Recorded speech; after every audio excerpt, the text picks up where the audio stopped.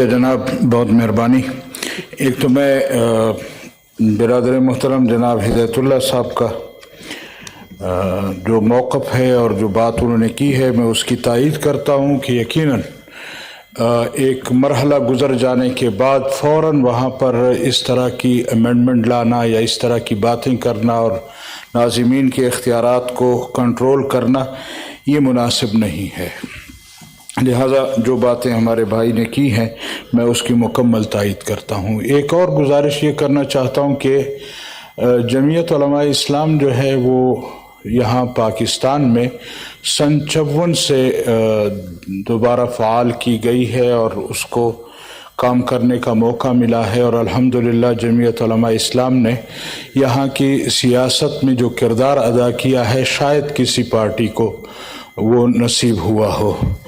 लेकिन यहाँ हमारे एक फाजिल मेंबर जो ग़ालिबन जहलम से ताल्लुक़ रखते हैं उन्होंने कहीं ये कहा है कि वो कोई दहशतगर्द पार्टी है या इस तरह की पार्टी है। मेरे ख़्याल में ऐसे शख्स जो सियासी खाना बदोश हो उसको ऐसी बातें नहीं करनी चाहिए और ये जहलम की वो सब्ज़ी है जो हर सालन में पकती है। लिहाजा उनको इस तरह की बातें ज़ेब नहीं देती जिसका अपना घर मालूम ना हो कि उसने कहाँ रहना है, क्या करना है और क्या नहीं करना।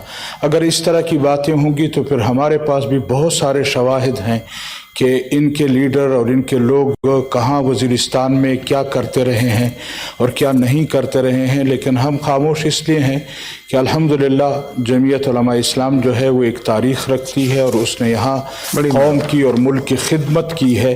लिहाजा इस तरह की ज़बान इस्तेमाल न की जाए वरना फिर इनको हम जवाब भी देंगे। जी थैंक यू जनाब। ऑनरेबल सेनेटर दिनेश कुमार साहब। सेनेटर साहब ये मोशन चल रहा है। जी मोशन चल रहा है। मोशन के बाद जैसे दूसरों ने भी पब्लिक